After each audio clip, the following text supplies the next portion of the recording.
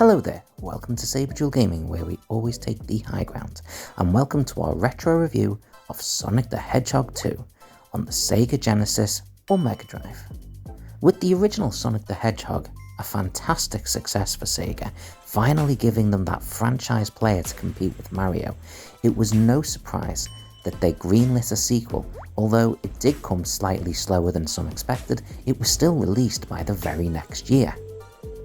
With much of the marketing behind the first Sonic the Hedgehog and a great driver for its success being around the game's speed, it wasn't too surprising that one of the aims for the sequel was to make it faster yet again. They also included a new character, the now famous Tails, as well as the option for a two-player mode played alongside each other. This gave it something new over the Mario games, who, at this point, had only ever had a two-player mode that allowed each player to play one after the other. This was something that Sonic the Hedgehog finally had over its rivals. However, behind the scenes, there were a number of problems during the development of Sonic the Hedgehog 2. The Japanese and American coders were often at loggerheads about the working style and design of the game. And before the game was released, nearly 2/3 of it was removed due to concerns around production quality. Whilst this did result in an overall shorter game with less stages per level, the actual stages themselves were noted to be substantially bigger and far more detailed than the original game, and overall, on its reception, no one seemed particularly concerned about this. Instead, the game grossed over $450 million. It broke sales records. It was a massive commercial and critical success. It ended up being the second most sold game on the Sega Genesis, behind only Sonic the Hedgehog, the original game. Ironically enough, the biggest concerns and criticisms of the game were its two new key selling points. People criticised the involvement of Tails as often getting in the way in the game and actually hindering your progress, and the two-player game mode itself was often seen as a little bit laggy, and the graphics being quite stunted and shrunk when they were playing, making it difficult to play.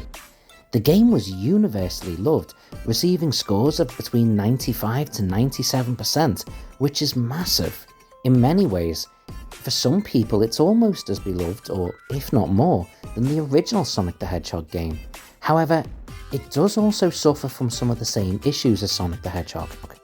Certain levels especially seemed terribly guilty of playing themselves. Quite frankly, in playing this game, I noticed that for about 20 seconds, all I did was hold forward and the game did everything else for me, and this was an ongoing concern that people picked up on. However, on its release, the game was just so beloved, and maybe people were quite mesmerised by the speed and beauty of the graphics that no one seemed to care. So looking at this game from a retro perspective is quite tricky, because I know I'm so in the minority. For me, this game is lazy. It is visually stunning, no doubt at all. The graphics are beautiful, the speed of it is impressive, and watching it play is incredible, but I don't really feel like we have any involvement in the play. As I say, the majority of it just seems to play itself. However, that said, I do know that in order to be fair, when I've asked other people about this and scoured even more relatively recent reviews, people seem to love the game.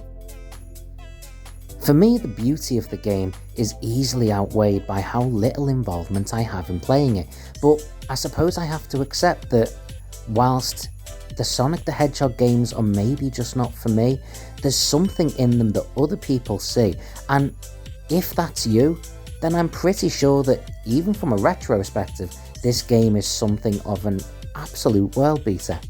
For me, not so much. So for me, Sonic the Hedgehog 2, I'd say it gets a 6 out of 10. I gave the original 6.5, and this is just a hair below it. Thanks for watching. Feel free to give me a subscribe, and you can find me on TikTok, YouTube and Instagram.